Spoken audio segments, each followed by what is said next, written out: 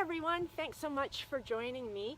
My name is Stephanie Mayo and I'm with the Wilderness Basics course, and we're here today to do just a chat and talk about 10 essentials. So many of you have taken the Wilderness Basics course and you are familiar with what the 10 essentials are. For those of you who haven't or haven't even heard of the 10 essentials, we're going to go through them during this live. Anyway, we're going to talk about what the 10 essentials are, why you need them, and just some different versions. Okay, so at the Wilderness Basics course, we have this nifty little card. I don't know if you can read it, but basically it's just a checklist of what the 10 essentials are. It doesn't do you any good to bring these 10 things if you have no idea how to use these 10 things. However, if someone in your group does, then you're lucky. All right, so let's start with number 1. That's navigation. And you know, navigation comes in many forms. And nowadays, many of us like to use a GPS tool on our phones. This is Gaia GPS. It's a great tool to use for navigation. However, what happens when your phone dies or you don't have service or you forgot to download the map? Well, if you forgot to download the map and you haven't printed the map or bought the map, you're kind of out of luck. However, if you have, we totally recommend printing out a map. Now this is a USGS map and it's large, but it gives you all the information that you need about the area that you're going in. You can also go to CalTopo in California and you can print out a map there as well. Along with your map, what's super important is a compass. Now, for those of you who have no idea how to use this compass, you're in luck. On the Wilderness Course Basics page, the website, we have 10 simple to follow videos that tell you how to use the map and the compass together. Okay. Also, if you want to learn how to use Gaia GPS, we have some quick tips on the website as well on how to use Gaia GPS. If you are interested in knowing what those links are, just DM me in the comments below or send a direct message to through Messenger to the Wilderness Basics course, and we're happy to send that link to you, or you can just post in the comments below. All right, along with our land nav, we like to use something called the grid roamer. It's kind of a little bit more advanced, but super cool. Take a pencil so that you can put markings on your map, and then also a ruler to be able for you to do your navigation. However, the key is having a map and compass, so that's number 1 on your list. All right, number 2, illumination. Okay, so you can take simple headlamp with you. Make sure you take extra batteries just in case the batteries die. And some of these headlamps, they basically turn themselves on and off by themselves sometimes. So just before it starts to get dark, I highly recommend that you actually take your headlamp out of your backpack and put it around your neck, your head, your waist, wherever you plan to wear it. Another great tool for light would be a flashlight. Or for those of you, sorry I didn't bring a Lucy light out with me, but a Lucy light. Super light, solar powered, gives some good lighting, okay? All right, next, sun protection. Ooh, I may not have any here, but wait, we just had to reconnect. What you want to have is chapstick for your lips, as well as a hat, or you might want to choose a hat that's kind of got a bigger brim, so it'll cover your ears as well as your face. More protection that way. You want to protect your eyes, so sunglasses. And let me see if I have some sunscreen in here. I probably do. And be sure to take some sunscreen. Now I have these tiny little packets that I like to take with me, but I personally always put sunscreen on, you know, a half hour before we even get to the trail so it soaks into your skin. So obviously this is not enough sunscreen for a whole day on the trail. I got a lot of these little packets. Not very environmentally friendly though. Okay, so let's see what else do we have here. Nutrition. Okay, so what I mean by nutrition, I'm just trying to find some, I think I left it on the counter, is bring food for lunch and snacks. But I highly recommend bringing extra nutrition. Put it in a different bag and kind of put it in the bottom of your pack. good to have maybe a couple of bars, and that way if you do need that boost of energy, you get stuck overnight, you have some food. Now, normally people eat between 1,500 and 2,000 calories a day, just doing pretty much nothing at home.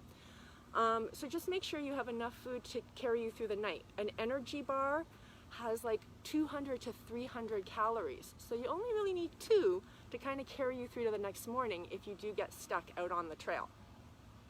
And remember, the 10 essentials, the purpose of them is really in case you run into an emergency. So you have these items to assist you and help you out. All right, so next, let's talk about water. Oh, I got a little visitor here. Hi, how's it going? Yeah, all right. Go find a ball. Okay, so water. Like to take water on the trail with us. What's nice is if you use a bladder, that way you can take tiny sips of water throughout your entire hike. However, we recommend taking an extra bottle of water so that once you run out with your bladder, you know you have this spare bottle of water to use for your hike, and also that you have water in case you're stuck overnight somewhere. You can carry your extra water, like I know these are not environmentally friendly, but they are super light, so you can do something like this, or we have these little bladders, or you can put water in a Nalgene and drink this water, or you know, if you really like cold water, you can put your water in kind of like a swell bottle, okay? Or we have this one, if you like to sip, there's another kind of sipping bottle. And as well, you might want to carry, and this is not a 10 essential, but an electrolyte drink, okay? So like Gatorade or something like that with you. Or you can take electrolyte tablets. Those are great to take. You might have a couple of those in your first aid kit. Okay, let's talk about insulation. So it's hot out right now, right? Like, why are you gonna take an extra layer of dry, warm clothing? One, let's say you fall into the creek and you're stuck overnight. So you might want to take just a base layer. So a pair of dry pants. These are light. You can just fold them up, roll them up, put them in a Ziploc, put them at the bottom of your pack, and you know, a base layer type top. So that works pretty nice. All right, now another thing that's super important that I know most people don't take out on the trail with them is rain gear. And I have these, I think they're called frog togs. They're kind of made for like outdoors people who like to fish.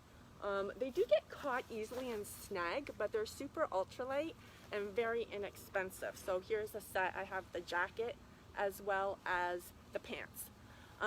If you know you're going to go into like a place that's really rainy, I highly suggest good quality rain gear. These will also keep you warm at night if you're stuck overnight on the trail. Okay, fire. So you should always carry some type of a tool or device to start a fire. Now we're here in San Diego and it is fire season. So you don't want to start a fire if you don't have to, and you want to start one in a very safe spot. You want to carry waterproof matches with you or a lighter, and I'm just looking for mine. Mine are hidden in my first aid kit. And so here I have my waterproof matches, and they're actually in a waterproof container as well. So I could start a fire if I needed to. Okay, next, let's talk about emergency shelter. So this is basically a space blanket. You can unfold it. It's pretty light. I keep mine in my first aid kit. And you can use this to build an emergency shelter when you're out if you have to spend the night. Wrap it around you, it'll keep you warm from the elements. What else do we have on our list? A repair kit and tools. So in my little nifty bag, oh, remember we talked about rain gear? Forgot to mention these cheap little ultralight ponchos. They work super well, and you can also use them as emergency shelter if you need. Then let's talk about a knife. So I got 2 knives here. This is from the kitchen. It's got a nice cover on it. It's not very heavy. Works well. Easy handle to cut. Now, is it too heavy? Maybe. Is it too big? Maybe. But, you know, in a pinch, just take this knife. It's got a cover. or you can take a pocket knife, and this one works well too. You know, you can use something like this. It's pretty simple, it's protective, it's lightweight. You might want a better knife depending on what you need to do. I personally have only used my knife to cut food, so never an emergency. All right, what's next on my list? First aid kit.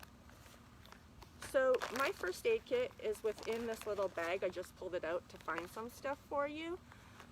You can make your own first aid kit. You can buy a pre-made first aid kit. What I like about this first aid kit was it had this waterproof bag, super important.